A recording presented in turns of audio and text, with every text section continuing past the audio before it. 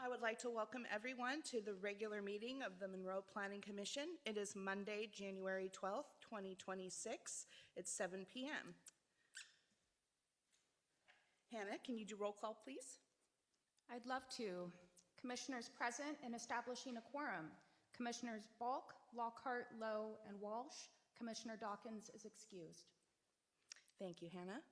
Moving on to agenda item 3 is public comments. This is a time for people to speak to the Planning Commission in person on issues related to the City of Monroe, except those issues subject to a public hearing. When invited to speak, please approach the podium and state your name and association with the city or area of residence. The timer will then be started and each speaker is limited to 3 minutes. We're checking the sign-up sheet. No sign-ups for this portion of public comment, so we will move to agenda item 4. Excuse me. I think we marked public comment when we signed in. Is it for the public hearing? Oh, we haven't gotten to that yet. Okay, that's possible. Yeah, we do have people who will speak in a moment. All right, agenda item 4.1, approval of minutes for the November 10th, 2025 meeting. Do I have a motion? I move that we approve the Planning Commission meetings of November 10th, 2025. Thank you, Commissioner Bach. Is there a second? Thank you, Commissioner Walsh. All in favor? Aye.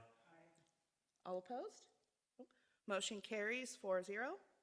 Agenda item 4.2, approval of the minutes for December 8th, 2025. Do I have a motion? I'll move to approve the minutes, Planning Commission minutes of December 6th, 2025. December 8th. December 8th. Such any new glasses. Thank you for the motion, Commissioner Bach. Is there a second? Thank you, Commissioner Walsh. Is there any further discussion? Maybe not. There you go. Nope, hit it again. You were live a second ago. Hit it again. There you go. You're red. Okay, sorry about that. I believe Dawkins wasn't spelled correctly in a couple spots. It just ended in Doc. Thank you. I'll take a look at that and correct it. Oh, sorry. Any other additions or corrections? My other question I had is, do we need to have in the minutes that we had a commissioner that has resigned?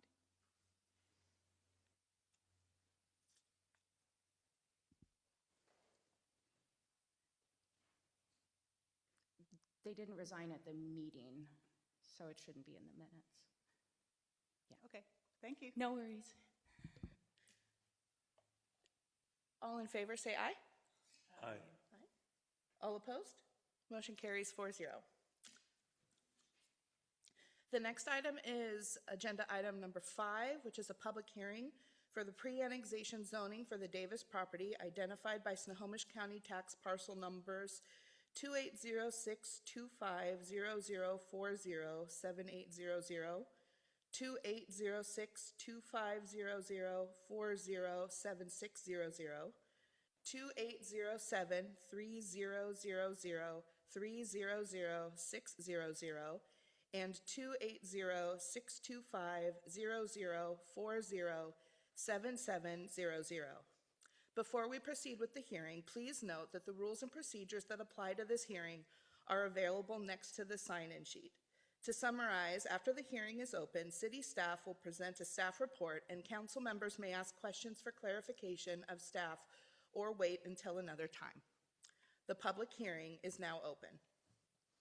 And for a refresher, since we are starting out the year and we have an audience, we will go ahead and go over the rules of order, which for this legislative public hearing are as follows. Unless otherwise expressly allowed by a majority vote of the commission, oral public comments during a public hearing are limited to in-person attendees only. Remote oral public comment is allowed only to the extent specifically required by RCW 42.30.2402. All speaker comments shall be made from the podium unless the speaker has been authorized to participate remotely. Any person making comments shall be requested to first give their name. Comments shall be directed to the commission chair and body as a whole and must be reasonably germane to the topic of the hearing. Anyone making out-of-order comments or taking actions that disrupt the meeting may be subject to removal from the meeting. There will be no demonstrations or interruptions during or at the conclusion of any person's comments or presentation. These rules are intended to promote an orderly system of holding a public hearing, to give every person an opportunity to be heard, and to ensure that no person is intimidated by others when exercising their right of free speech and participation. For the record, I am informing all parties interested in these proceedings that the Planning Commission Secretary has forwarded to the Commission all timely written or otherwise recordable comments that have been submitted regarding the subject matter of this public hearing. At this time, I will ask Amy Bright to provide a description of the matter under consideration. Good evening. Just for clarification, are you looking for my full presentation or just a description? Your full presentation. Perfect, thank you. Good evening, Commissioners. I'm Amy Bright, planner with the City of Monroe, and also I have Tyler Glenn with the Engineering Department here as well. We're here tonight to conduct a public hearing for the pre-annexation zoning of the Davis properties, which were recently added to the Monroe urban growth area by Snohomish County. Before we get started tonight, I wanted to note that several handouts and a QR code are available near the doorway. We also have created a website with frequently asked questions to provide more information for you about the process. In addition, there's a flow chart that explains the many layers of annexation. Perfect. The purpose of tonight's hearing is to consider which pre-annexation zoning should be established for the Davis properties, to receive public testimony, and to forward a recommendation to City Council. This is not an annexation approval, and it's not a development proposal. It's a legislative zoning action that establishes the zoning designation that would apply if annexation did occur. So what is pre-annexation zoning? Under RCW 35A 14-330 through 340, code cities are allowed to apply zoning to areas that are reasonably expected to annex in the future. This is called pre-annexation zoning. The intent is to ensure orderly growth, prevent incompatible land uses upon annexation, and align future development with the city's comprehensive plan before annexation occurs. So annexations can be a complicated process, and there are many steps involved from the beginning all the way up until the first building permit is issued. With that said, I'm providing some figures and information that will allow you to see the big picture of annexation and show you where we currently are in the process. These figures are very broad information, and more detailed information will be provided later in the annexation. So what you see on the screen here in red is the very first step, and that is to be included in the Monroe's urban growth area. The property owners attended multiple meetings with the city and the county in hopes of being included in the UGA. City Council ultimately wrote a letter in support of the expansion, and so Snohomish County approved the expansion in December of 2024. So then another step in the process is being added, is to amending the comprehensive plan. In response to the UGA expansion by Snohomish County, the city initiated a comprehensive plan amendment to incorporate the Davis properties into the Monroe 2044 comprehensive plan. The amendment process is expected to take approximately 1 year, and it was started in July of 2025 and will conclude in July of 2026. In September of 2025, City Council officially docketed this item for review. From October through this upcoming March, staff has been conducting a detailed review and analysis, and which also includes environmental review. From April through the July of this year, public hearings will be held, which could result in adoption of an ordinance and formal filing with the Washington State Department of Commerce.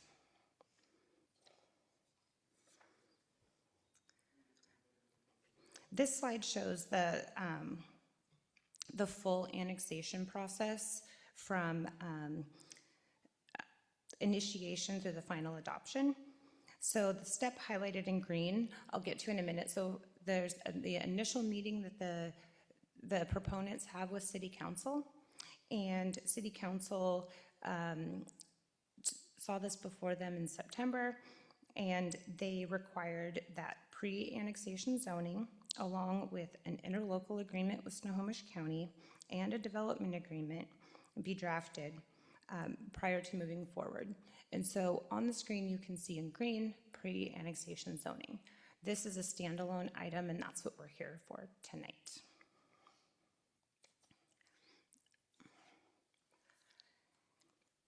So this process on the screen outlines what happens after annexation, if and when a proposal is approved. So the process begins with the submittal of a site plan or a subdivision plat. You'll see that then they need to go through environmental review for the project level specific proposal. And then next would be a public hearing. If approved, they would get approval, and the applicant can then conduct civil review, and then it would move on to civil construction, final plat approval, and then finally a building permit at that point could be applied for. So moving on to background of this proposal, I'll briefly walk through how we arrived at this point and the key actions that have occurred to date. So this slide shows the location and general vicinity of the subject site. The proposal involves 4 parcels totaling approximately 23 acres. The site is located west of Chain Lake Road and east of 191st Avenue Southeast, and it lies immediately north of the city's existing city limits. This location places the property adjacent to the city, but is currently outside the city boundaries, which is why annexation and pre-annexation zoning are being considered. The image on the screen represents the Davis properties, highlighted in yellow. You can see a small wetland identified by Snohomish County, indicated in green at the south central portion of the site. I know that's really hard to see on the screen. You can also see a gray dashed line running across the properties that indicates the Williams pipeline easement. This is a no-build area that will likely include a trail connection from 191st to Chain Lake Road. As pre-annexation zoning is not a development proposal, this site plan has not been provided at this time. So as I mentioned, the Davis properties were added to the Monroe urban growth area through Snohomish County's 2024 Comprehensive Plan Update, known as the MON 2 application. The Monroe City Council submitted a letter in support during that process. The county approved the UGA expansion and rezoned the property to R9600 under county zoning. It's important to note that the UGA decision was made by the county through a separate legislative process. While Snohomish County was working on the urban growth area expansion, the city of Monroe is simultaneously developing the Monroe 2044 Comprehensive Plan. Both actions were ultimately adopted in December of 2024. However, the county's UGA expansion was not included in Monroe 2044. As a result, the Davis properties are not currently shown within the city's comprehensive plan future land use map. In response to the county's UGA expansion, and for consistency with Snohomish County, who sets the UGA boundaries, the city of Monroe took proactive action by initiating a city-initiated comprehensive plan amendment. This amendment was docketed, and as mentioned earlier, this process formally began in July of 2025. The map shown here reflects the adopted Monroe 2044 future land use map with prior to consideration of this amendment.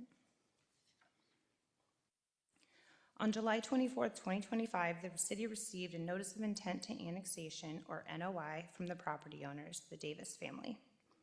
Receipt of the NOI formally initiates the annexation process under state law. Once an NOI is received, the city has 60 days to bring the annexation proposal before City Council for consideration. At the regular business meeting on September 9th, 2025, after considering all the information presented, City Council passed a motion directing staff to prepare a resolution of the 10% petition. In addition, they asked they also, they required pre-annexation zoning. They also required an interlocal agreement with Snohomish County, and they also are requiring a development agreement to include the multimodal trail extension along Chain Lake Road, a trail connection from 191st to Chain Lake Road, and to provide a mix of housing types.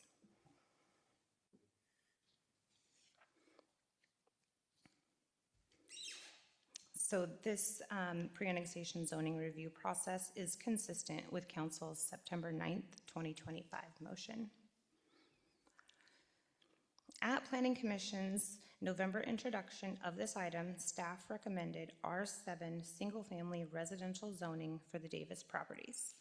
R7 is the city's lowest density single-family zoning designation and was identified by staff as the most consistent with the surrounding areas and the goals of the Monroe 2044 Comprehensive Plan.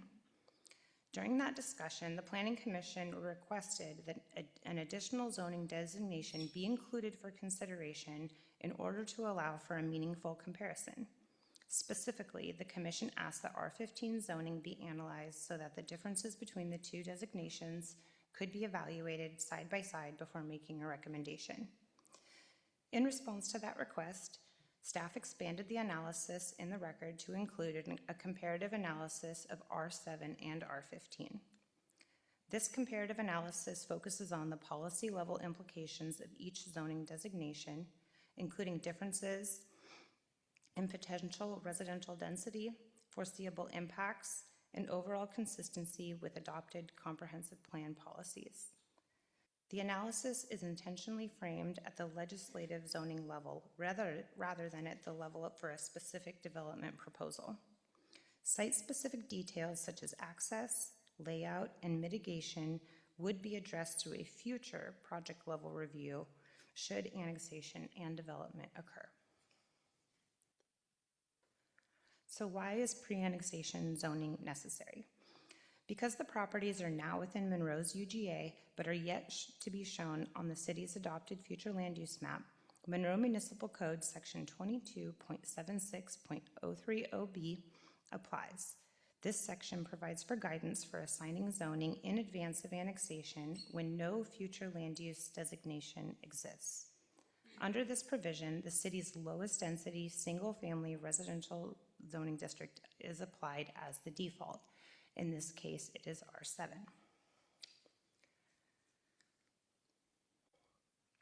The proposed pre-annexation zoning is consistent with the Monroe 2044 Comprehensive Plan, particularly policies related to annexation planning, coordination with Snohomish County, and providing housing opportunities while maintaining compatibility with surrounding neighborhoods. On the screen before you are some land use policies from the Monroe 2044 Comprehensive Plan that apply.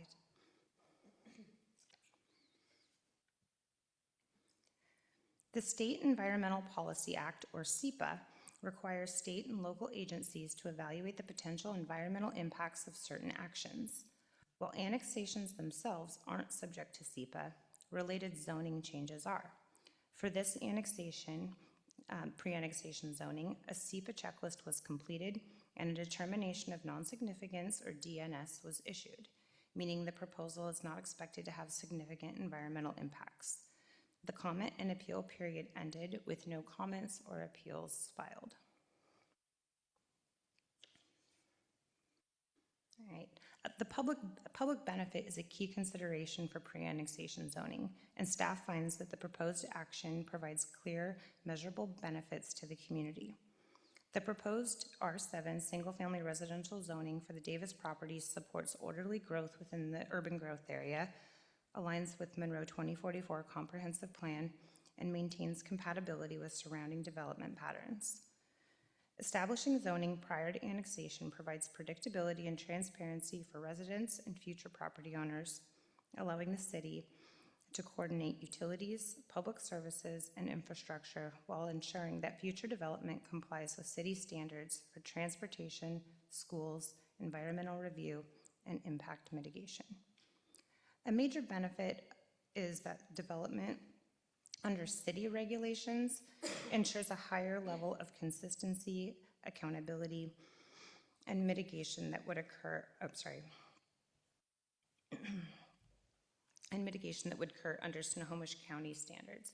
So just to expand on this, the property owners could at this point develop under Snohomish County standards, but we would much rather them use the city standards for roads and sidewalks and the like.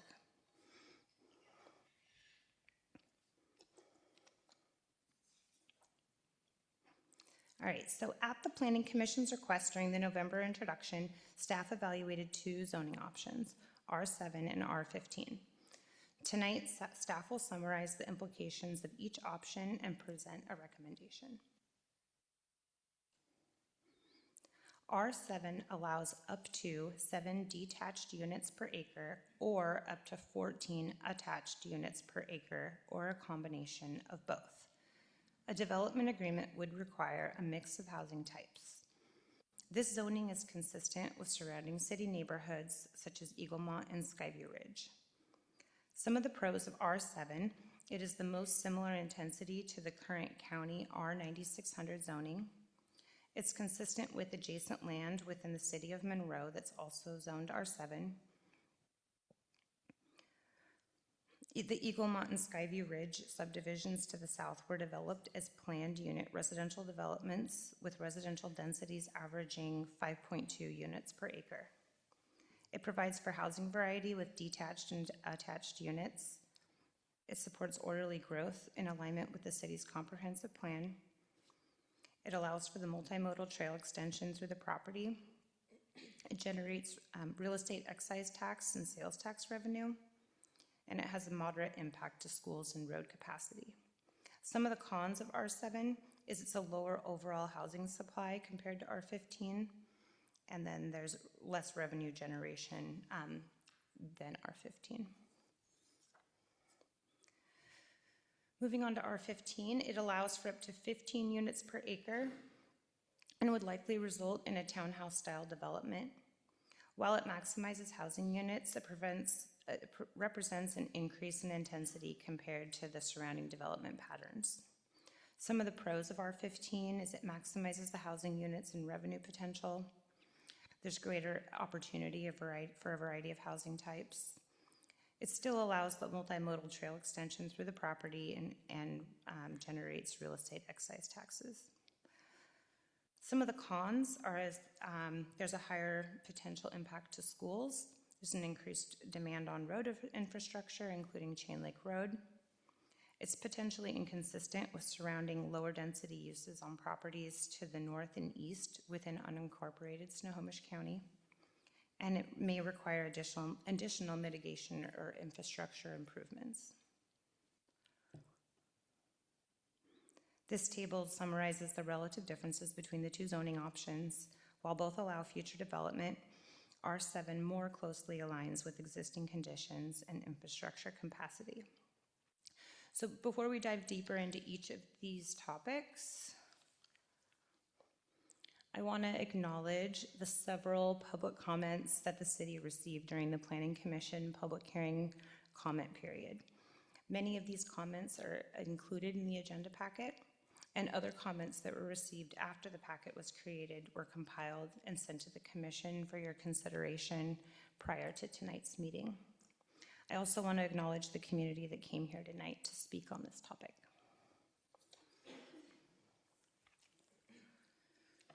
All right, while a few comments were received in support of the pre-annexation zoning of R7 or R15, staff received several public comments expressing a range of concerns. Rather than addressing each individually, staff grouped comments into common themes, including density, traffic, school capacity, infrastructure, and environmental concerns. As these themes aligned with all the work that staff has already been completing and our SEPA review, I'm grouping the requested comparative analysis of R7 and R15 into these topics. So many comments were related to the R7 and R15 densities. The current Snohomish County zoning of the properties is R9600. This is a single-family residential zoning designation to provide predominantly single-family residential development and achieves a minimum net density of 6 dwelling units per acre. The county calculates this based on net density, while the city does gross density. So because of this, it's difficult to provide an apples to apples or an accurate maximum density under the zoning district. It allows for various residential uses, including single-family detached and attached dwellings, as well as townhomes. Staff is recommending R7, which allows for 7 to 14 units per acre. This is the lowest single-family residential zone in Monroe. It allows for predominantly single-family detached and attached dwelling units, as well as townhomes. R15 allows,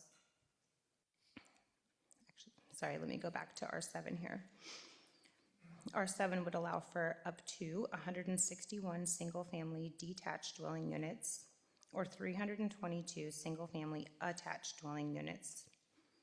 Actual development will likely see a fewer total of housing units because of site constraints, including critical areas and the large utility easement, as well as required infrastructure, which includes roads, sidewalks, curbs, gutters, and stormwater management facilities.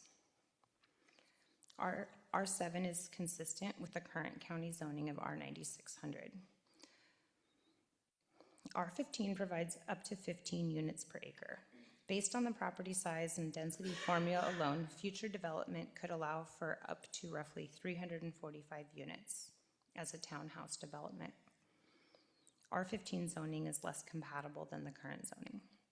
Staff concludes that R7 zoning is the most compatible zoning to adjacent neighbors and the current county established zoning.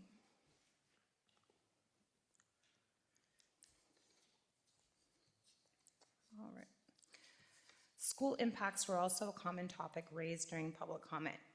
The Davis properties are located within the Monroe School District, with students attending Chain Lake Elementary, Park Place Middle School, and Monroe High School. The Monroe School District adopts a capital facilities plan every 2 years. That plan indicates the district generally operates near capacity by design.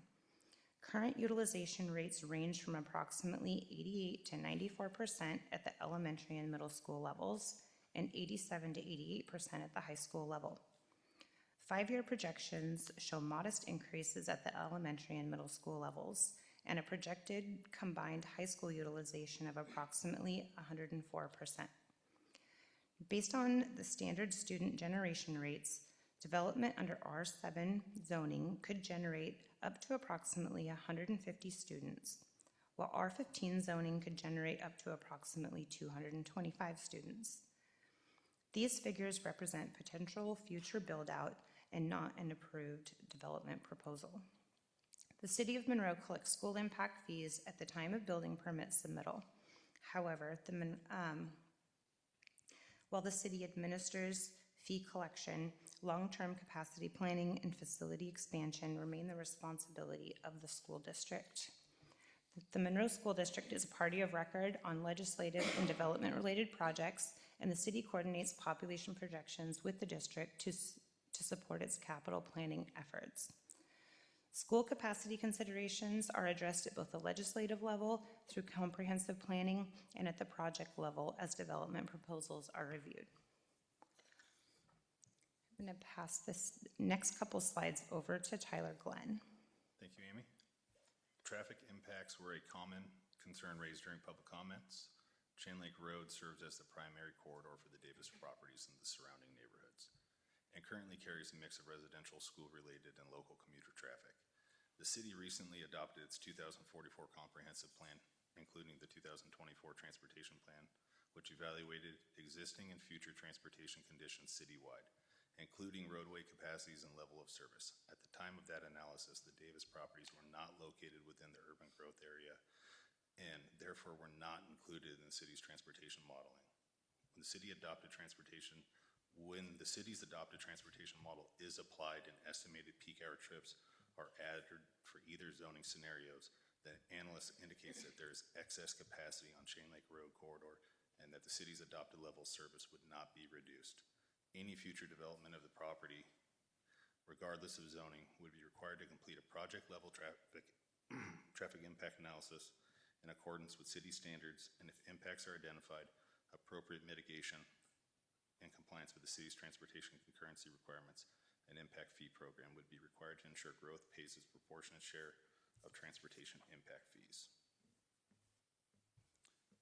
The city's adopted water system plan demonstrates that there is adequate capacity to serve future development within the urban growth area, including the subject properties.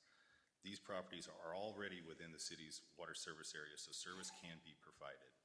Any future development would be required several steps. System modeling to ensure the water system can accommodate the project. Infrastructure extensions, which include on-site and off-site improvements based on specific project design.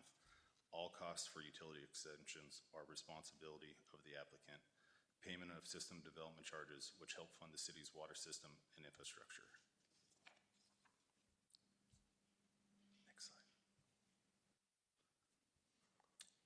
Monroe's wastewater system has sufficient capacity to accommodate additional residential growth in the urban growth area.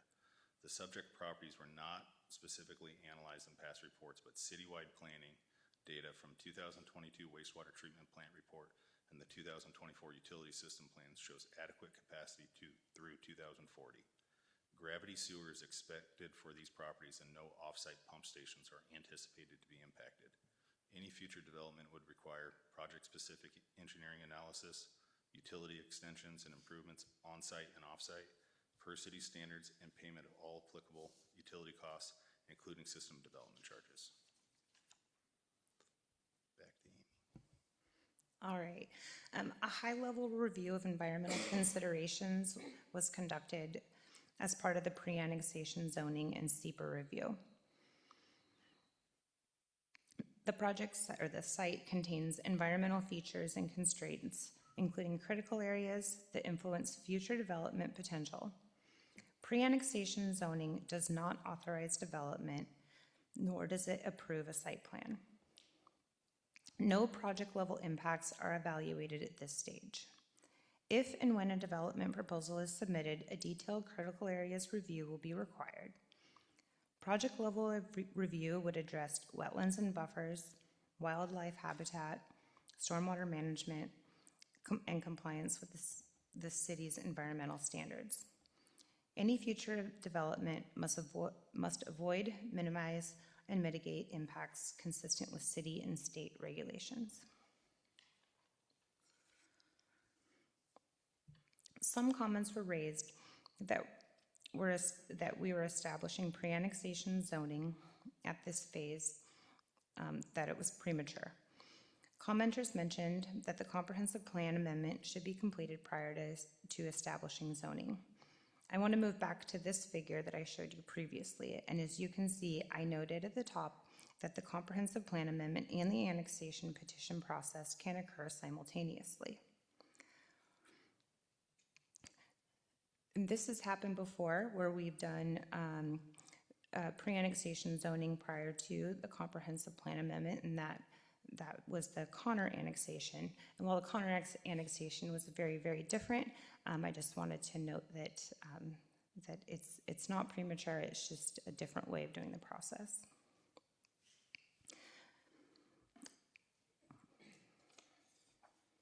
Right. Based on code requirements, comprehensive plan consistency, infrastructure considerations, and compatibility with surrounding development, staff is recommending R7 single-family residential zoning as the pre-annexation zoning designation for the Davis properties.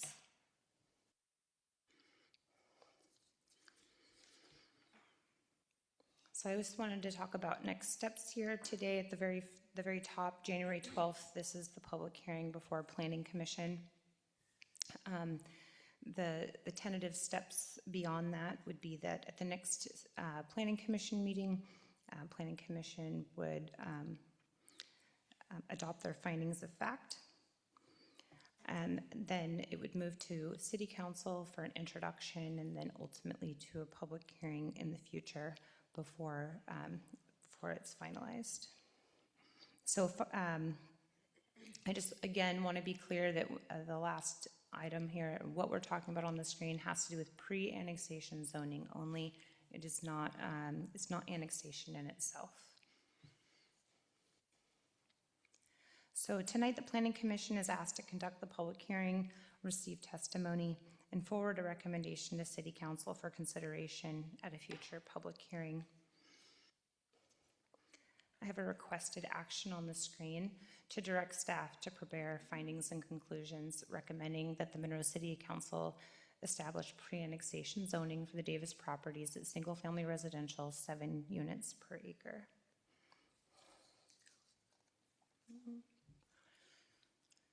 All right, and before I go tonight, I was asked to just mention that we are very thankful for the people that have come to speak out and come to Planning Commission. And as you can tell, we have a couple vacancies on Planning Commission. So if you're, interested in joining, please reach out to one of us. Thank you, Amy and Tyler, for the presentation. Before we move on to public comment, are there any commissioners that have any clarifying questions of staff? Commissioner Balk? Yeah, thank you. So there's 4 legal parcels in this annexation, and we're asking for all 4 parcels to be zoned R7, is that correct? That is correct. Okay. And just for my education, can it be broken up to R15 for one parcel and others R7? I see It sounds like yes. It looks like yes. Looks like, let's get correct. Thank you very much. Any other clarifying questions? No? All right, at this time, we will invite any members of the public who wish to speak about this matter. Unless the commission wishes to impose a different limitation, there will be a 3-minute time limit on each speaker. Your time will begin after you introduce yourself and provide your area of residence or association with the City of Monroe. Please be respectful of all speakers and of the hearing procedure itself. Please also note that this hearing is an opportunity for you to address the Planning Commission. It is not intended to be a question and answer session. And I will start with those who are signed up here. There was a designation specifically for public comment, so if your name is on this list and you did not check it, then you will have a chance after to correct that. But I'm going to start with those who checked the public comment. So, and if I will do my best to pronounce names, my apologies ahead of time if there are any mispronunciations. Richard Innocenti? I didn't put down public comment. You're right, you didn't. I went one above. My apologies. Max Hubbard? Hi there. My name is Max Hubbard. Mentioned that the Davis property wasn't included in any of that traffic stuff that was done. So I'd be most curious about what that looks like once it's updated. Specifically with respect to Highway 2 and going up Chain Lake. Regularly in the afternoon, 3:30-ish, it might take 3 light cycles to move up the hill there. And so one could argue that we're already maybe a little bit behind with road infrastructure. Also during peak hours in the morning, 522 heading west, also chronic traffic area. So if we're talking about additional cars on the road, I think it'd be good to build that out in advance or reconsider zoning. Maybe I missed that, but what are the drawbacks of keeping the current zoning at 9600, the current Snohomish zoning? I'd be curious to get information on that too. But that's it. Thank you. Thank you so much. Next, we have David Toyer.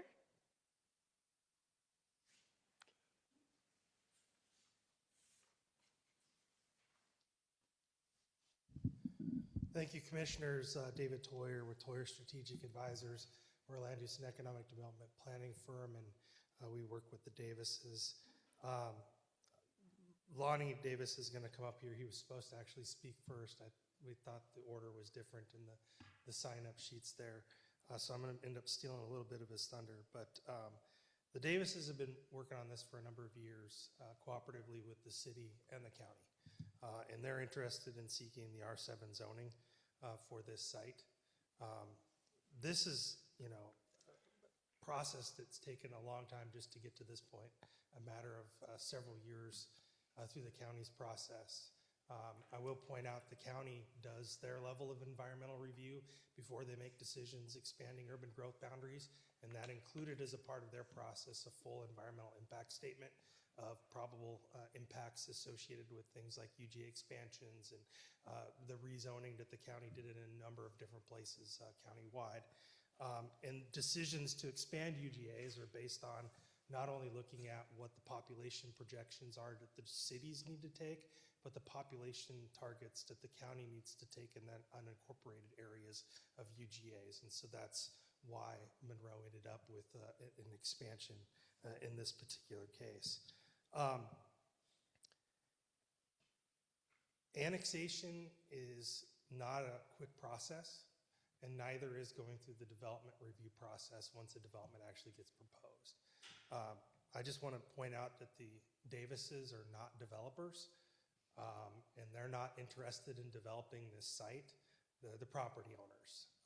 And really their interest here is that as they've gone through this process, they've got a relationship with both the county and the city. It's very important to them, being from Monroe, that they want to have this be a Monroe project in the future. And so therefore they've made some commitments along the way that would be reflected in a future development agreement as a part of annexation. And the only way to really see those things through, to ensure those things happen, is to go through this process, and pre-annexation zoning is one facet of that. It is an early step in a very lengthy process that's going to unfold over a significant period of time. The other way to go is it could get developed in the county, and the city of Monroe and the community of Monroe would have less say in that process than having it be a part of the city of Monroe. And so it's a substantial benefit for Monroe to have this property be included in the city limits. And in order to get there, you need to establish pre-annexation zoning in order to allow this process to unfold. So with that, I'm happy to answer any questions that you may have. And just again want to point out there's a dramatic difference between this stage in the process and analyzing a specific development, which this isn't. So Thank you so much. And since Mr. Toyer indicated that Lonnie Davis was perhaps wanting to speak, you did not check the box, but you are welcome to come up and speak next because you're at the top of this list. Well, I tried to do it right, but I did it wrong. So my name's Lonnie Davis. My wife and I own the property you're considering tonight, along with two of Sue's brothers. This land has been in the family since the 1930s. We're not newcomers to Monroe, and we're not developers. We live in Monroe, our family is here, and we care deeply about this community. Sue and I began following the city and county comprehensive planning process in 2019, 7 years ago. We reviewed the comprehensive plans, attended meetings, and shared feedback throughout the process. Ultimately, both the city council and the county council agreed that this annexation makes sense. Tonight, the decision before you is whether to zone this property R7 or R15. We support R7 zoning for this property because it matches the scale and character of the area and allows for both single-family homes and middle housing options. We believe our annexation proposal strikes a good balance, creating new housing opportunities while respecting nearby neighborhoods and providing meaningful community benefits. Development of our property would also improve connectivity with additional trails and green space. The Chain Lake Trail could be extended to our northern boundary and eventually connect to Chain Lake Elementary, giving children and families a safe way to walk or bike to school instead of relying on buses or cars. We've had positive conversations with elected officials and understand that the Safe Routes to School program could help make this possible. There is also a 75-foot utility easement running through our property where a new trail could connect existing neighborhoods between Chain Lake Road and 191st Street near the new Trombley Park. Our family has been part of Monroe for generations, and we plan to stay. We want Monroe to be a community that's connected, welcoming, and thriving. For these reasons, we fully support R7 zoning for this property. Thank you. Thank you. Kristen Nehus?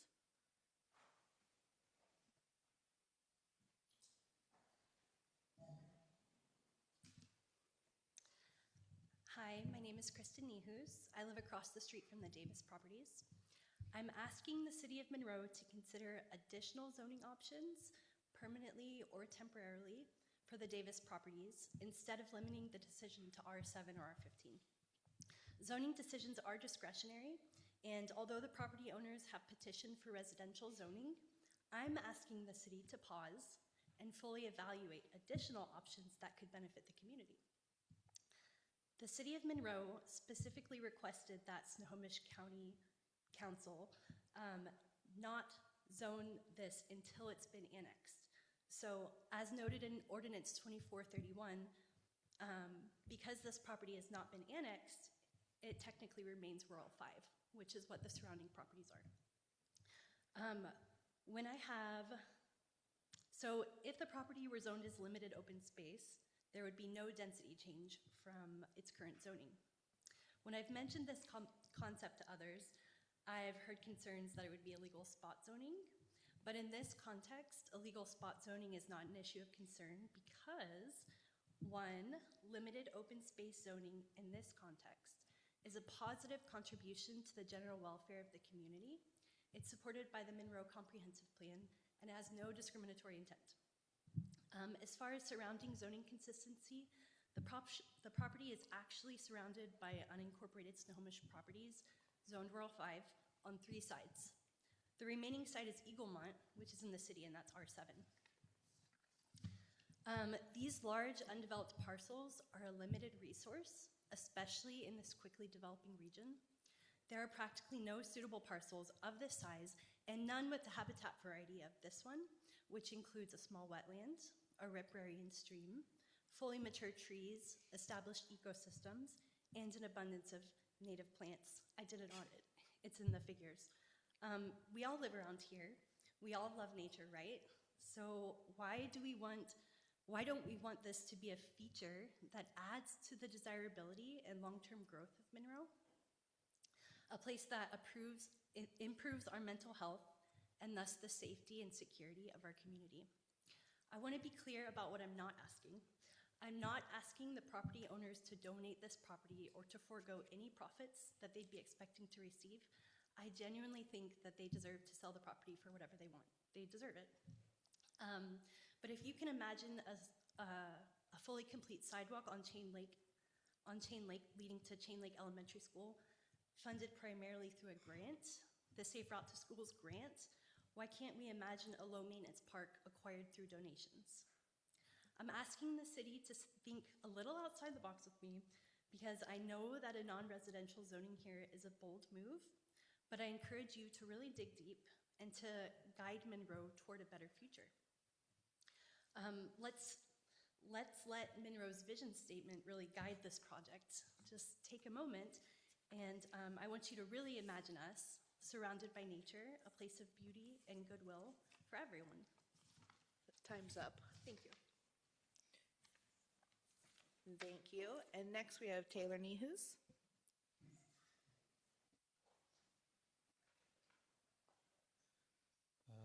Hello, I'm Taylor News. I'm Kristen's husband, also live across the street from the property.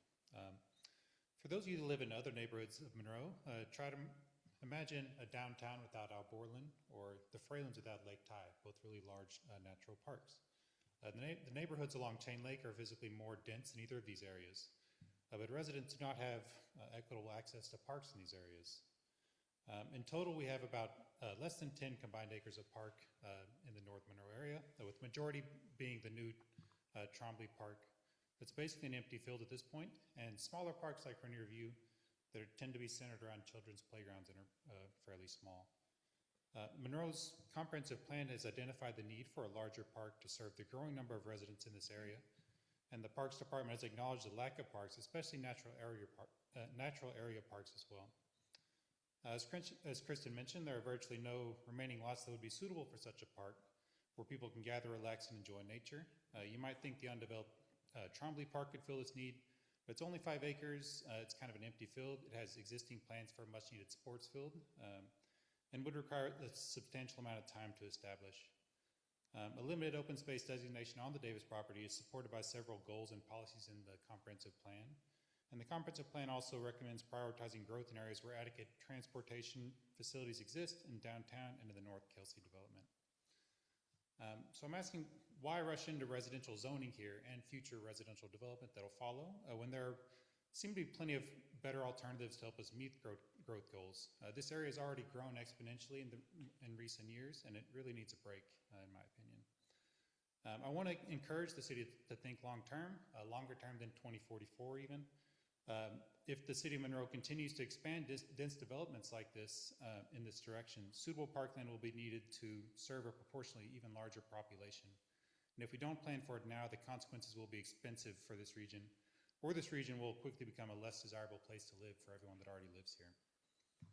We're asking that this property be thoroughly considered for its future potential as an awesome natural park or open space for Northern Monroe residents before making this critical zoning decision, or to postpone the decision until a suitable future alternative has been identified.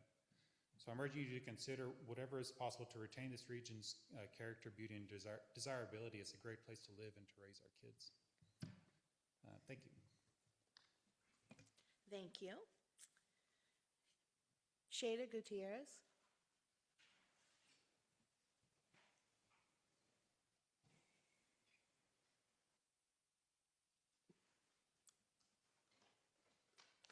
Hi. So my name is Shaida, and I want to start by saying that I moved to Monroe 9 years ago. I live in the Eaglemont area, so I live on Chain Lake in a development community. I'm not here against growth, and I recognize that the city has growth needs, but tonight I'm asking you here as a resident of the city of Monroe, and I'm asking, what is the benefit to the people who already live here for zoning residential? To me, the resident of the city of Monroe, not to the property owner. In the last 9 years, I've seen Chain Lake grow and become a dense suburb, right? So my property is zoned at R4, so it's actually less dense than the R7 that is now being zoned. And I'm asking you, the Planning Commission, to pause and evaluate what's next for us, the city of Monroe. I don't want Monroe to be Bothell or Linwood. Those are very dense suburbs. I didn't move here for that. The character of Monroe is a blend of country and city, and that's what I chose. And I fear that we're steamrolling along for the city's growth needs without shaping how we want Monroe to look.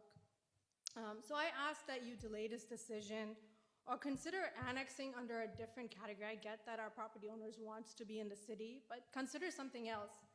Create a new zoning category, right? So thank you for your time, and that's all. Thank you. Rogelio Gutierrez.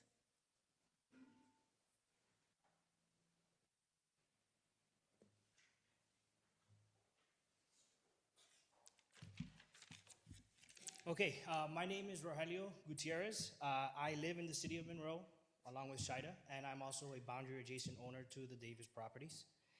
And I want to start by framing the real question before everyone tonight and going forward on any discussions that we have.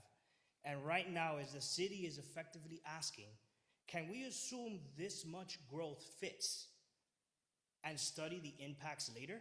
We already know it's being zoned for residential. That is known. It's been said many, many times. What I'm asking is the reverse. Can we study whether it fits before deciding how much to allow it to grow? The analogy that I can come up with right now, it is not with houses, but with a car. I would like to ensure that when I get into a car that has a seatbelt, that it functions as intended, and make sure that the brakes work before I start operating that car. We all know the operating of the car is coming, but we have to ensure that the car is equipped with all the basic functions needed to support a safe drive from point A to point B. This is the same analogy applying here. That difference matters. The hearing is about pre-annexation zoning. That's important because pre-annexation zoning is where the city decides the amount of growth it's prepared to absorb. Once that capacity is set, it becomes binding. Every later review has to work within that. That's why order matters. In Monroe, zoning has typically followed planning. We assess the impacts, we align with the comprehensive plan or amendments, and then we confirm the infrastructure readiness. Here, the order is reversed. The city is asking to set the zoning capacity first, with planning, environmental reviews, infrastructure analysis to come later. That shifts those tools from guiding the decision to justifying it. The city is asking to set the zoning, and putting 160 homes or up to 340, depending on what type of zoning or mixed zoning we put in, adds a lot of capacity. The math just doesn't math. Taken together, this asks the city to commit growth before it can be served. There's also a basic point worth stating: annexation is discretionary. Being in the urban growth area from the county allows growth over time. It does not require annexation right now or pre-annexation right now at the intensity that's being proposed without the proper information analysis in place. The decision tonight is not simply about R7 or R15 as has been proposed. The decision does not and should not be made until the scope and sequencing of this project are followed. The city has an obligation to its duties, its residents, and its planning to perform a full independent review. Monroe is beautiful. The communities are beautiful. The people are beautiful. We moved here and we've stayed because of it. I'm asking the city to restore the proper order for pre-annexing zoning. Do the planning first, do the analysis first, then decide whether the annexation and at what scale makes sense. Time's Setting up. zoning capacity before completing the supporting analysis leaves the city vulnerable to finding that decision is unsupported by the record. Thank you for your time. Thank you.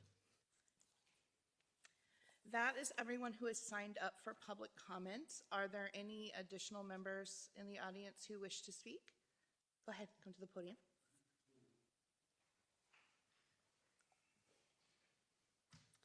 Good evening. My name is Maria Chair, and I live in Eaglemont as well. I'm here to strongly oppose pre-zoning for the Davis property and express my concerns that the city is not fully considering existing residents in their decisions. My concern is not based on speculations, misinformation, fear, or written rumors circulating to say it's a done deal by the council. It's based on being concerned as a resident and facts. This is a non-project, but we all know a dense development is inevitable here. Due to wetlands, streams, and easements, the buildable area on this property will be greatly reduced to maximize the outcome. Residents are alarmed that the city has pushed this project forward. We feel like we're not getting genuine representations and that our best interests are not being considered. We see overzealous actions. Snohomish County Council said this property wasn't needed to meet growth metrics, that existing infrastructure was inadequate. We've heard the testimony of the property owners, and the zoning consultant weighed so heavily in the decision to support future annexation of this property. None of the reasons the city listed for supporting the annexation seem relevant. A small bit of sidewalk and a walking path we don't need. What we need is the city to listen to current residents. Did anyone examine the negative consequences for existing residents in this area? Our safety and well-being before moving forward? We're people, not just a map. How many households will your decision chase out of Monroe? The small town feel is no longer considered here. Let this sink in for a moment. If you talk to anyone that lives in this area, they will tell you that we need a break over here. Once it is zoned, none of us have a say on the development if minimum requirements are met. This area is growing too fast, and we aren't confident that the data supporting your decisions is accurate. It doesn't reflect our daily reality, our daily lives. I want to take you back to 2021, April 1st, to the Davis's own letter to the city of Monroe. They state a significant increase in traffic and further state that after COVID restrictions, traffic will certainly increase exponentially, and in 4+ years, it sure did. Some of you mentioned it's a nightmare up there.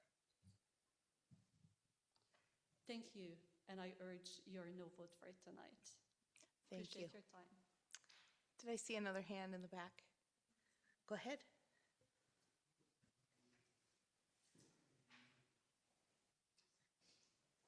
Hi, thank you. My name's Heather. I am bordering the land in question.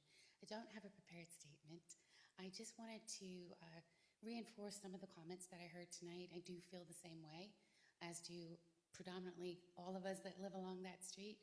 I think our biggest concern is not feeling heard. I noted in this document that you have by the front door that it states that we were notified. All people within 1,000 feet were notified in 2024, and it's not true. We were not notified. The first notice we ever received was November of 2025. So I think it's really important that everyone just pause and really hear what you're hearing from your residents and your tax-paying citizens. Currently, I also appreciate that the landowners have a desire, and I'd like to support that, but not at this zoning. R7 or R15 are really alarming to me, given everything I've heard tonight. I just wanted to share that. Thank you. Thank you. Last chance for any additional comments. All right, we will move on. Do any commissioners? Oh, one more. Yes.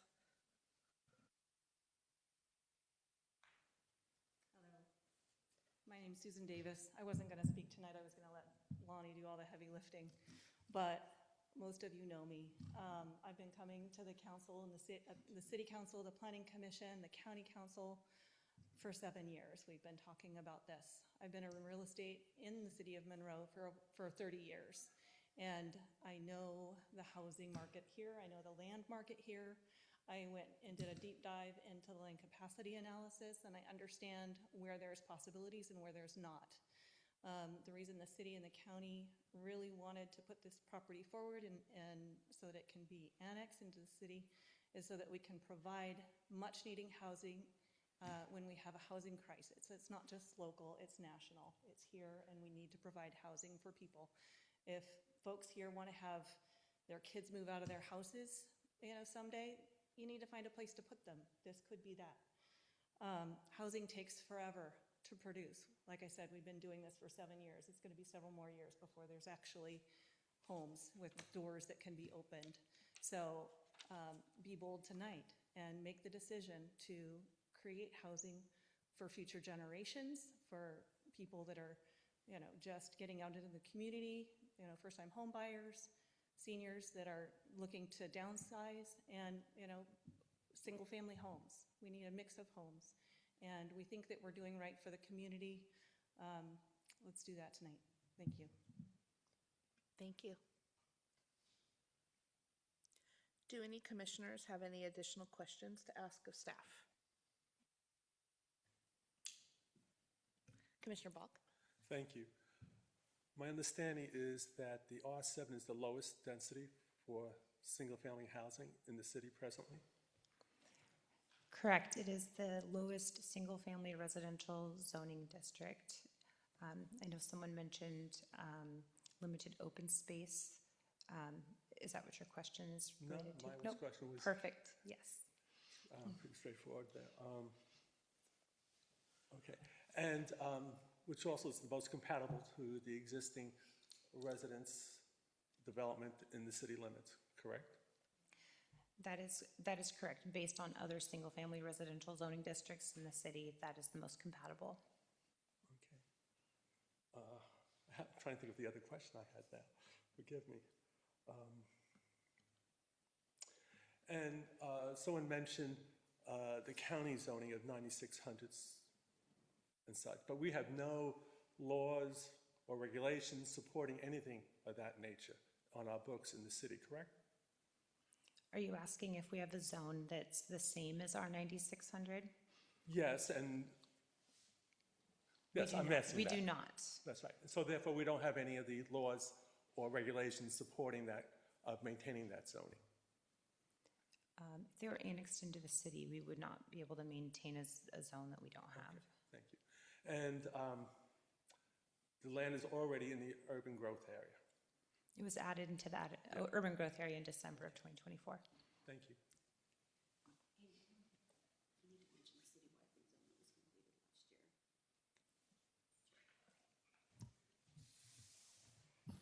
So, hi, I'm Kate Turtellow. I'm the planning manager for the city of Monroe. One piece of very important information that may not be understood is that after the city of Monroe adopted the Monroe 2044 Comprehensive Plan in December of 2024, the city changed the future land use designations to residential 1, residential 2, and then a multifamily. During 2025, the city completed a citywide rezone, eliminating the residential 4 units per acre to be consistent with the adopted comprehensive plan. I also want to note that we provided multiple citywide notices via postcard on our website, paper notices, and in the paper. So all residents should have received a little postcard with a map of the city on it. And that was done. So it truly is, R7 is the lowest zoning that we now have in the city of Monroe. Thank you. Thank you for that additional information.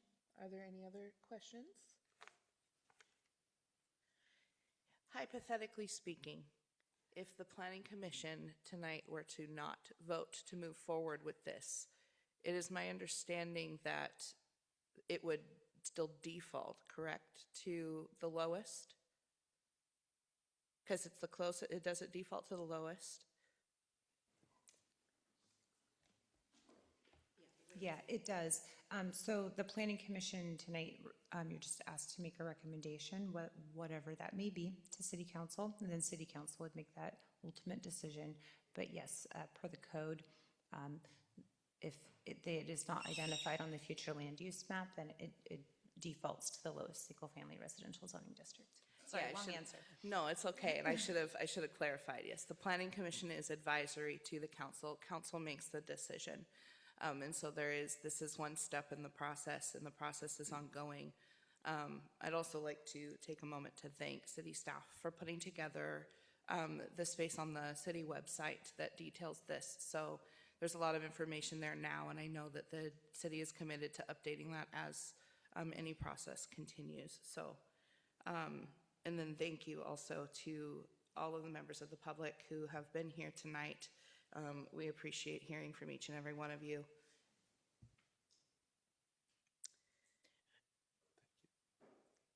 Commissioner Walsh? Can you hear me? Yeah. I have a quick question. Do we have to vote on this tonight, or can we postpone it for the next meeting? You can continue the public hearing to a future meeting. To a future meeting? Okay. Thank you.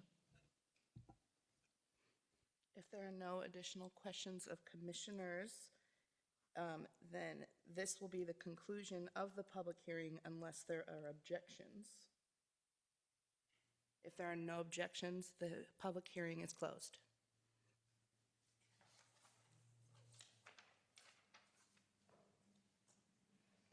At this time, I'll ask for a motion for action on the proposal.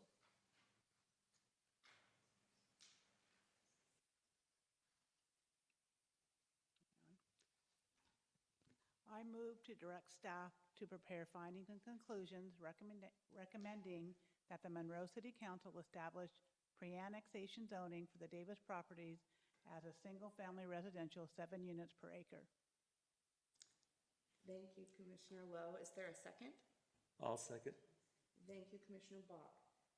Now we will have discussion by Planning Commission on the current wording. Is there any further discussion commissioners wish to have? On the wording? Yes, and I apologize. Did I have the mic off that whole time? And my apologies. Yes, discussion on the wording.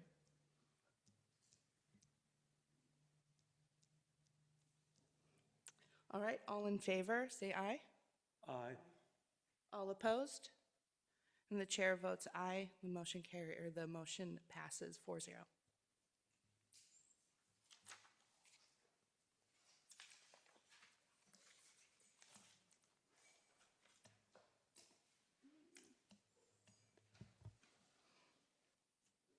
Chairman right. Lockhart, can I make a quick comment for our public? Yes, you? Yeah. I just want to let you all understand that this is not finished. This is just phase one.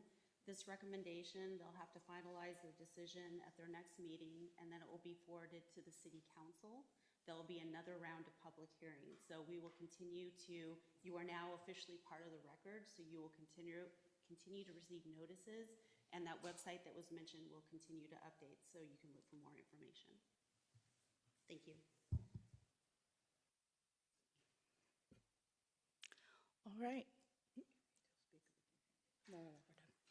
Moving on to new business, agenda item 6.1, discussion on housing ordinance and step housing and co-living housing. And Anita is going to do the presentation on that.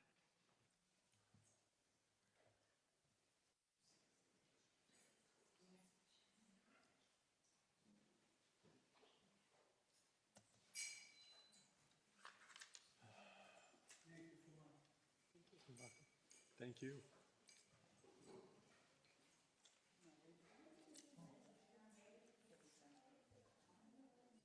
Anybody else besides me?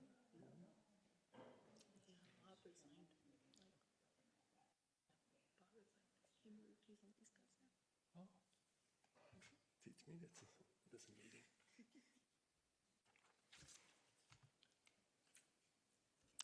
Good evening, Planning Commissioners. Happy New Year. I'm here tonight to present the Step Housing and Co-Living Housing Ordinance. I'm just going to give you a quick overview of the state mandates. Cities are required to allow step housing in certain zones. Step housing refers to emergency shelters, transitional, emergency, and permanent supportive housing. STEP requirements were implemented to meet the unique needs of individuals, families, unaccompanied youth, seniors, veterans, people with disabilities, and other groups who are at the greatest risk of losing their housing due to the high cost of housing and the availability of affordable housing units. House Bill 1998 requires cities and counties planning under the Growth Management Act to adopt development regulations allowing co-living housing as a permitted use on any lot located within an urban growth area that allows at least 6 multifamily residential units, including lots zoned for mixed-use development. Co-living housing means a residential development with sleeping units that are independently rented and lockable and provide living and sleeping space, as well as a place where residents share kitchen facilities with other sleeping units in a building. So an example of this co-living housing would be like a boarding house. House Bill 1998 requires that cities adopt these co-living housing standards, and the deadline was December 31st of 2025. So the city used the interim ordinance process to achieve this. And this ordinance was adopted by City Council on November 18th of 2025. So the interim ordinance process allows the city to adopt an ordinance now while staff continues to work on the permanent ordinance, which now is going through the standard code amendment process. So that is the reason why we did this, and it goes directly to council first. And that was mainly because of that state-mandated deadline that we had to meet. The interim ordinance process is authorized by state law, RCW 38.63.220 and RCW 36.70A.390.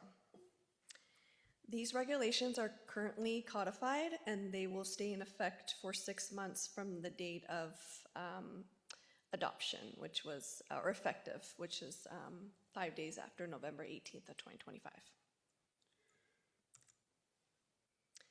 Just gonna go over some of those code changes with you. And also just to let you know that the interim ordinance is attached to your agenda packet. There's no proposed changes to that ordinance unless, of course, the Planning Commission has any recommendations or edits they would like. This basically will be the same for the permanent ordinance. So the city already does allow for some type of step housing under the uses of community housing services and permanent supportive housing, but they are not currently allowed in all required zones. Co-living housing is not currently an allowed use, therefore it was added along with a definition. Another change is to allow the co-living housing in the multifamily residential zone and mixed-use zones. Also, step housing, it will be allowed in the following zones: tourist commercial, limited open space, and general commercial, and I'll give a little more of an explanation on the next slide. So our current definition of community housing services does include emergency shelter and transitional housing for low-income individuals and families. So we do have those type of step housing covered in that definition and that use. I also provided our current permanent supportive housing definition, and it is listed on the screen, and it is in our code as of today.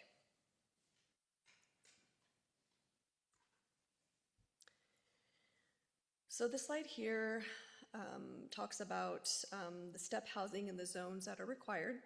So zones that allow residences or hotels for permanent supportive housing and transitional housing, and zones that allow hotels for emergency housing and shelter.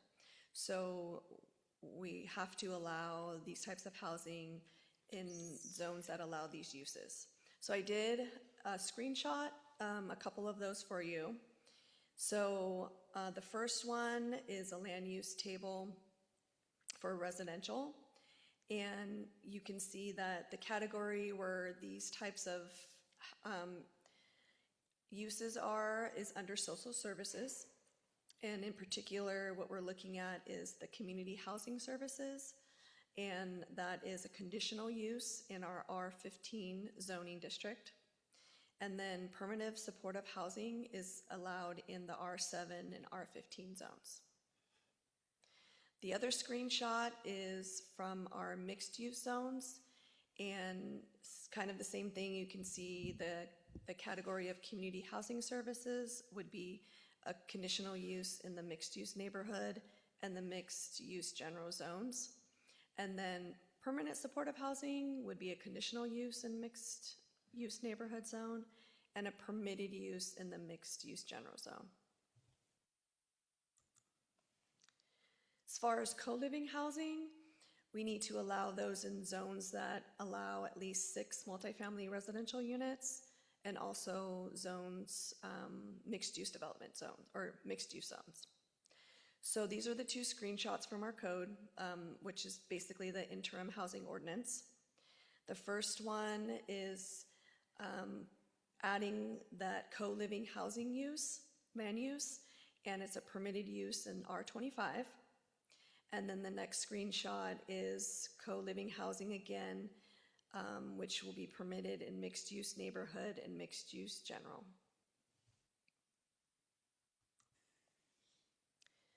Step housing and co-living housing are state mandates, but also aligns with the City of Monroe's housing policies and Imagine Monroe.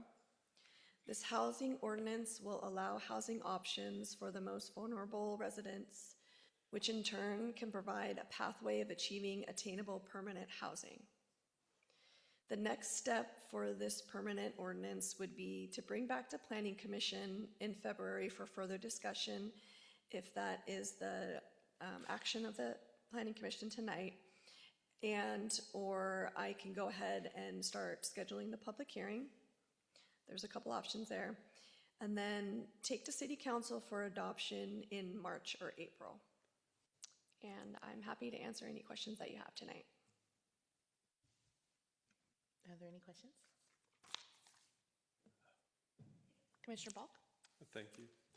I think it's an important piece of legislation. I've been involved in affordable housing since 1977, hence the white hair.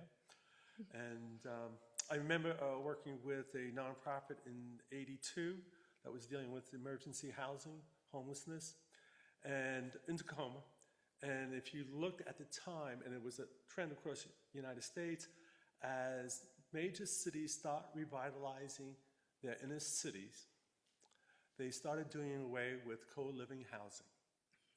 And that's when the homelessness population started growing, because this option was being eliminated in cities.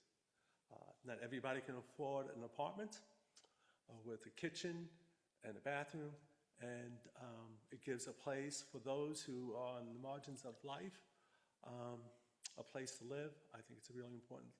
I'm glad to see the state has taken action, and we are pursuing this. Thank you. Thank you. Commissioner Walsh? No, you're not on. No, now you are. Am I on? Thank you. Hi. Is there a place for these homes? Are they there, or the step housing? Is there? So this ordinance would allow those types of step housing in certain zones in the city. So it's just allowing as either a permitted use or a conditional use. So we would still need an applicant to come in and apply for those, but they would be allowed. Okay, thank you. Carla? I would say, looking at some of our surrounding cities, not all of them, but some of them have these housings already built. They look very nice, and I think it's a great way for people who cannot afford it, because our housing market is so unaffordable. I think it's a great step for us to have that option in our city.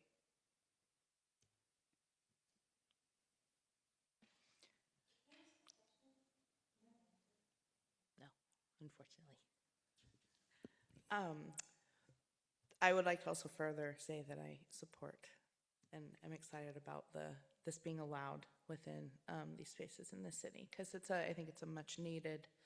I think it's much needed around our region and within the city of Monroe. And I think there's been, even just recent with like the recent flooding has just kind of put a highlight on just the need for more affordable options for people within the region. So, yeah. Any other questions from commissioners? No? Thank you. So is it the commissioners, would you like me to bring this back for further discussion, or would you like me to work on a staff report and take it back for public hearing? I'd like further discussion. Okay. All right. We could have further discussion during a public hearing as well, correct? I believe so. So yes, let me clarify that. If I bring it back to the public hearing, there is opportunity for the public to comment and also for the Planning Commission to have a discussion. And then it's up to the Planning Commission if they would want to move forward to City Council or not. So, sorry, I didn't make What the would quick- additional discussion prior to a public hearing? It would entail? be another meeting like this, just no action required, just a discussion only for Planning Commission, or we can schedule the public hearing, and we still have an opportunity to discuss, but it'd either be one more meeting, it'd be either one more meeting and then the public hearing, or just the public hearing. Commissioner Balk? Are there any important questions that you don't have answers to for the development of this?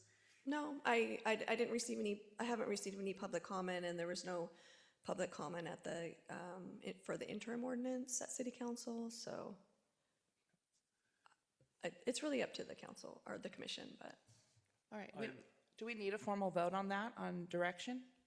I don't need a formal vote. Just okay. Just a consensus would probably be the. Commissioner Lowe?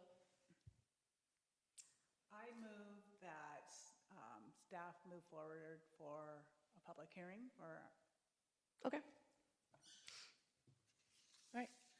Yeah, I'm in agreement, so I know we don't need a formal vote, but I'd say we're ready for a public Okay, hearing. yes, I'm sorry about that. Yeah, I just mainly want a consensus, how you would like me to proceed, but that works sounds perfectly. Thank you. I agree with that Thank you. sentiment. All right, we will move on to agenda item 6.2, which is election of a chair and vice chair, since this is the first meeting of the year. So I will hand it over to Hannah. Is this thing on? Hi. Hello. First meeting of the year, guys.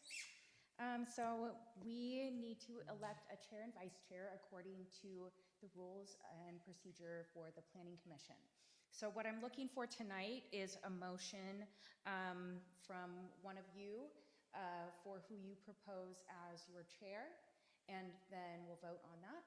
And then I'm looking for a motion for who you propose as your vice chair, and we'll vote on that. I know we are down a couple of commissioners right now, and usually we would have waited, but first meeting of the year. I nominate Lana. There needs to be a motion. Oh, that has to be a formal one. I formally nominate Melanie Lockhart for chair. All right, there's a motion and a second. All in favor, say aye. Aye. Do I vote, or is that a conflict of interest? I think that's a I conflict. vote. I don't think Yes. you vote for yourself, but I'm just kidding. Okay, motion passes 4-0. Thank you all for entrusting me as chair once again. thank you, commissioners. All right, and then for vice chair, I would move to elect Tony Bach as vice chair, assuming he is willing. I decline. Ooh, we have someone declining? Okay. You're correct. Yep, okay. All right. Well, then I suppose I'll just ask, are either of you willing and interested in taking the position of vice chair? Carla? All right.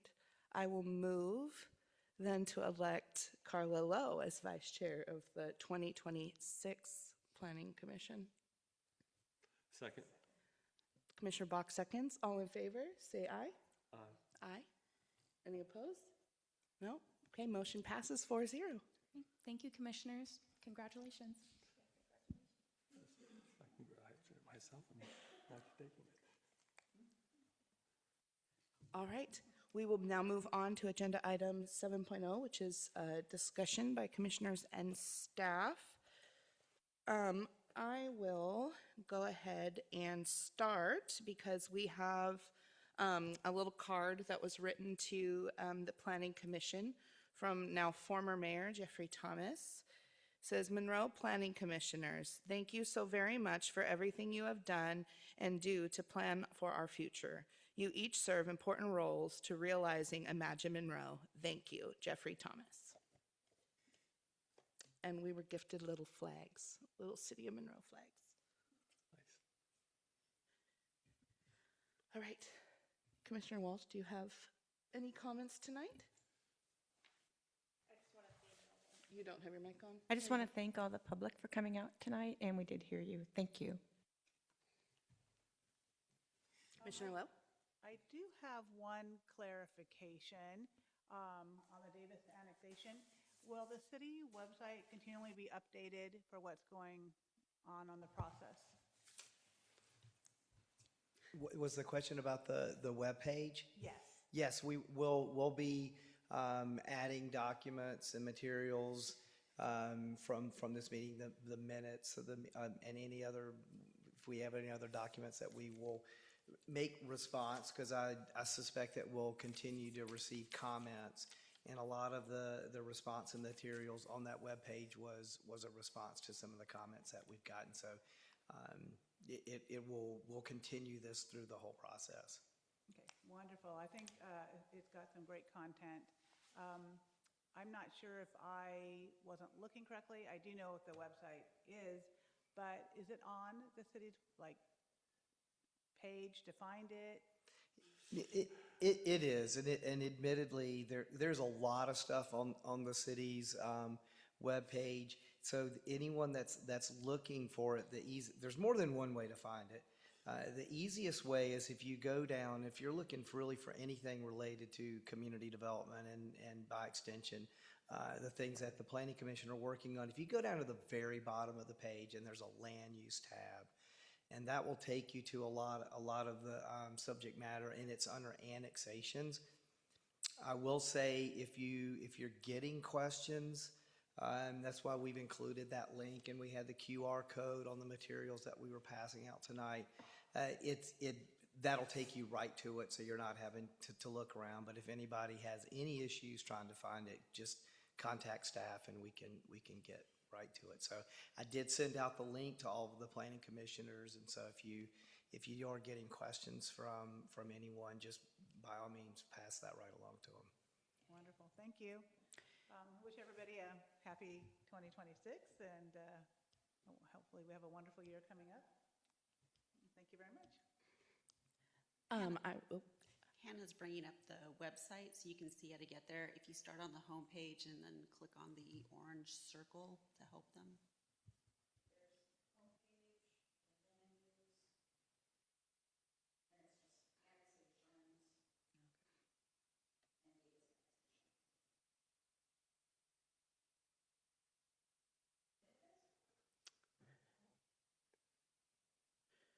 Will a link to tonight's public hearing be added to the page? Okay, awesome.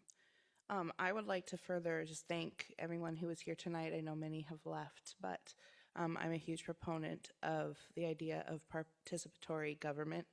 And so it means a lot to us when people show up and people are giving their input, whether it's written or coming here in person, or even contacting staff to get questions answered or anything like that. So thank you for showing up. Thank you for taking part in this process, and I hope that you will continue to take part in the process as it moves forward.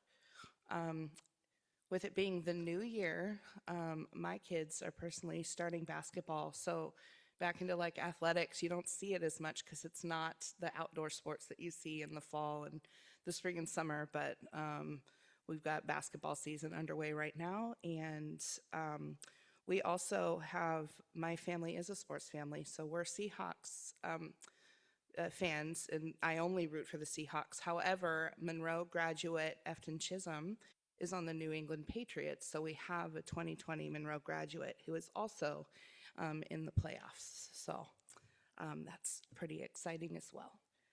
Other than that, I have nothing further for this evening, so Commissioner Bach. Thank you. I do thank everyone for coming tonight. It is important to hear your voice. And I also want to share that yesterday's Seattle Times, on page C5, there's an article, Why Starter Homes Aren't as Common in America These Days. It's a very good article, and basically just one of the issues is that in the 1980s, there were a lot more homes being built with just 2 bedrooms and 1.5 baths. And then you look into the 2025, and there's no homes being built with 1.5 baths or less. And they also track the size of number of bedrooms and how many houses were built in 1980s and 1990s with 2 bedrooms and 3 bedrooms, and very few of 4 bedrooms. And then if you look in 2025, you see how many, the large amount of homes being built with 4 bedrooms, and those all add on to the cost. But anyway, it's a very good article. There's other issues that they bring up, and it's well worth reading to have a better understanding. It was on page C5 rather, and you're more than welcome with my copy if you wish.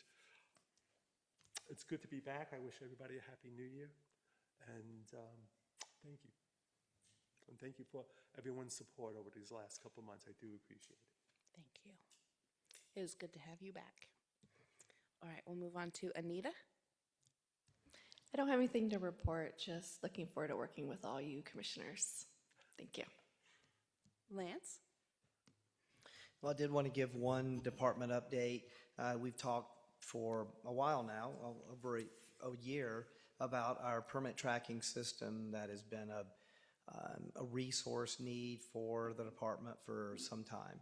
And over the course of 2025, and we've been going through a process of putting together, I guess, the framework for this permit tracking system, along with the vendor and the consultants we're working with.